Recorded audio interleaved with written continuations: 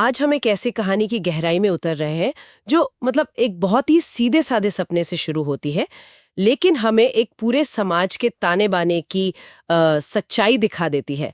हमारे पास जो स्रोत है वो एक किसान होरी महतो की जिंदगी का खाका खींचते हैं। बिल्कुल। और ये कहानी एक ऐसे सपने की है जो आज शायद हमें बहुत मामूली लगे। हाँ, वही तो। कहानी का केंद्र है एक गाय। मुझे जो बात सबसे ज्यादा हैरान करती है वो यही है कि जीवन भर के संघर्ष के बाद होरी का सबसे बड़ा सपना किसी महल या जमीन का नहीं था, बस एक गाय। ये आज सुनने में कितना कितना छोटा लगता है ना। एकदम। लेकिन स्रोत यही बताता है कि इस एक सपने के पीछे इज्जत, धर्म और एक पूरे जीवन की आशा छिपी हुई थी। चलिए इसी बात की परतों को खोलते हैं। हाँ। तो कहानी का नायक है होरी महतो। हम्म। स्रोत उसे एक ऐसा किसान बताते हैं जिसकी आप कह सकते हैं पूरी जिंदगी खेतों में खटने में गुजर गई, लेकिन गरीबी वो एक साए की तरह हमेशा उसके साथ चलती रही। वो एक ऐसे मतलब चक्र में फंसा हुआ था जहां दिन रात की मेहनत बस अगले दिन जिंदा रहने के लिए काफी थी। सही बात है, एक अंतहीन चक्र। और इस कभी न खत्म होने वाले संघर्ष के बीच उसकी सबसे बड़ी ख्वाहिश थी बस एक गाय। तो सवाल ये है कि ये गाय सिर्फ दूध या पैसे के लिए तो नहीं थी ना? इसके पीछे का असल मतलब क्या था? नहीं, बिल्कुल नहीं। आकर्षक बात यही है कि उस गांव के सामाजिक ताने बाने में गाय सिर्फ एक जानवर थी ही नहीं।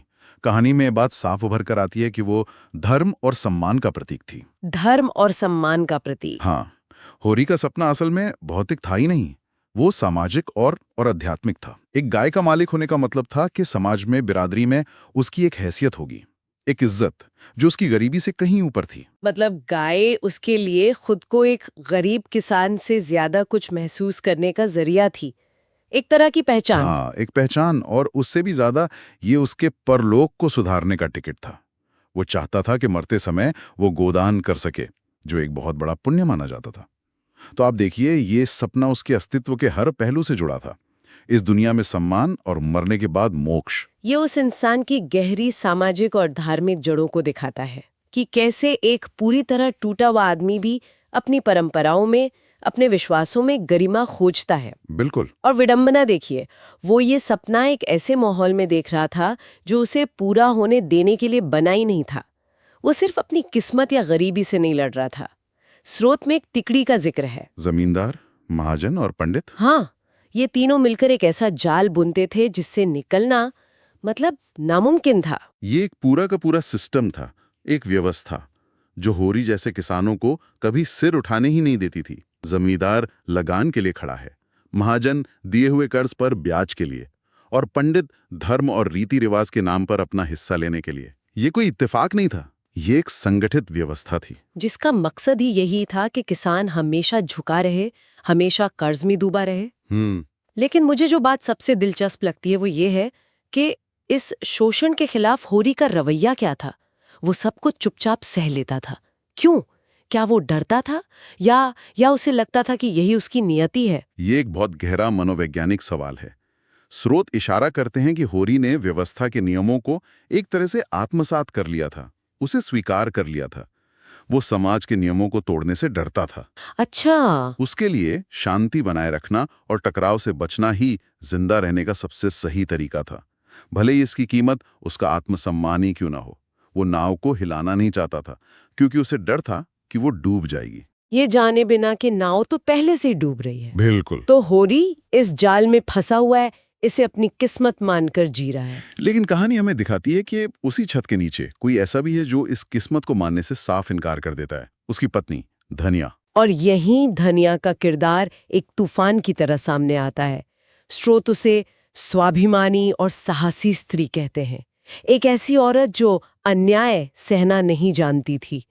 जहां होरी झुक जाता है वहां धनिया तन कर खड़ी हो जाती है। वो आवाज है जिसे होरी अपने अंदर दबा देता है। हाँ, वो सवाल करती है, वो जमींदार से लड़ जाती है, वो महाजन को खरी खोटी सुना देती है। वो इस बात का जिंदा सबूत है कि गरीबी का मतलब गरिमा को बेच देना नहीं होता। तो एक ही घर में एक ही शोषण के खिलाफ दो बिल्कुल अलग प्रतिक्रियाएं, एक समर्पण की, दूसरी संघर्ष की। तो क्या हम ये कह सकते हैं कि धनिया का तरीका बेहतर था? उसकी बगावत से क्या वाकई कुछ बदला? यही यही इस कहानी की सबसे बड़ी त्रासदी है। धनिया का विद्रोह उसे मानसिक रूप से आज़ाद महसूस कराता है। वो अपनी इज्जत बचाए रखती है, लेकिन ज़मीनी हकीकत नहीं बदलती, बल्कि कई बार उसका गुस्सा परिवार पर और मुसीबतें ले आता है। ओह! तो कहानी हमें दिखाती है कि उस सिस्टम में ना तो होरी का समर्पण कोई रास्ता था और न ही धनिया का संघर्ष। दोनों ही रास्ते तकलीफ और हार की तरफ जाते थे। एक आत्मा को मारता था, दूसरा शरीर को। और शायद इसी बीबीसी को देखकर एक तीसरी प्रतिक्रिया जन्म लेती है, पलायन। होरी का बेटा गोबर, जो अपने माँ बाप का ये हाल देख रहा है, वो ना तो अपने पिता की तरह चुप रहना चाहता है और न ही अपनी माँ की तरह लड़कर और मुसीबतें झेलना चाहता है। हाँ, वो इस पूरे खेल को ही छोड़ देना चाहता है। इसलिए वो शहर भाग जाता है। गोबर का शहर जाना उस दौर के एक बहुत बड़े सामाजिक बदलाव को दिखाता है। गांव से युवाओं का शहरों की ओर पलायन, एक बेहतर जिंदगी की तलाश में। गोबर को लगता है कि वो गांव के इस जमींदार महाजन वाले शोषण के चक्कर को तोड़ देगा। शहर में आज़ादी होगी, नए मौके होंगे। लेकिन क्या उसे वो आज़ादी मिलती है? क्या वो सच में उस चक्र को तोड़ पाता है? उसे एक तरह की आज़ादी तो मिलती है। वो गांव के सामाजिक बंधनों से, जात-पात के भेदभाव से मुक्त हो जाता है। लेकिन कहानी बड़ी चतुराई से बताती है कि वो एक पिंजरे से निकलकर दूसरे में फंस जाता है। स्रोत साफ कहते हैं कि शहर में मजदूरों का शोषण होता है। मतलब शोषण का रूप बदल गया बस। हाँ, बिल्कुल। गांव में शोषण सामंती था, व्यक्तिगत था। जमींदार होरी को नाम से जानता था। शहर में शोषण पूंजीवादी है, इम्पर्सनल है। मिल मालिक के लिए गोबर सिर्फ एक नंबर है, एक गुमनाम मजदूर। तो एक तरह की गुलामी की जगह दूसरी तरह की गुलामी ले लेती है। जगह बदल गई, मालिक बदल गए, पर शोषण का सार वही रहा। और जब गोबर शहर में एक नए तरह का संघर्ष कर रहा है, गांव में होरी के साथ वो होता है जिसका उसे पूरी जिंदगी इंतजार था। उसका सपना आखिरकार सच होने के करीब पहुंचता है। हाँ, वो किसी तरह एक गाय खरीद ही लेता है और एक पल के लिए लगता है कि शायद अब सब ठीक हो जाएगा। होरी को वो सम्मान मिलेगा जिसके लिए वो तरसता रहा। लेकिन होता इसका ठीक उल्टा है। उल्टा? कैसे? वो गाय खुशी की जगह समाज की ईर्ष्या और दुश्मनी लेकर आती है। जिन लोगों से वो इज्जत की उम्मीद कर रहा था, वही उसकी तरक्की देखकर जलने लगते हैं। तो क्या स्रोत ये कह रहा है कि उस व्यवस्था में एक गरीब के लिए सपने देखना ही एक गलती थी, कि उम्मीद करना ही खतरनाक था? बिल्कुल, ये एक बहुत ही महत्वपूर्ण बिंदु है। होरी का गाय लाना सिर्फ एक जानवर घर लाना नहीं था। ये उस सामाजिक व्यवस्था को एक चुनौती थी जो कहती थी कि होरी जैसे लोगों को नीचे ही रहना चाहिए। एक गरीब किसान के घर सम्मान का प्रतीक ये सिस्टम को बर्दाश्त नहीं था। और सिस्टम खुद को ठीक करने के लिए हरकत में आता है। हाँ, वो गाय मार दी जाती है और इल्जाम और कर्ज का सारा बोझ होरी पर डाल दिया जाता है। ये कहानी का वो हिस्सा है जहां रुककर सोचना पड़ता है। जिस एक चीज को उसने अपनी जिंदगी का मकसद बनाया, वही चीज उसके पतन और अपमान का सबसे बड़ा कारण बन गई।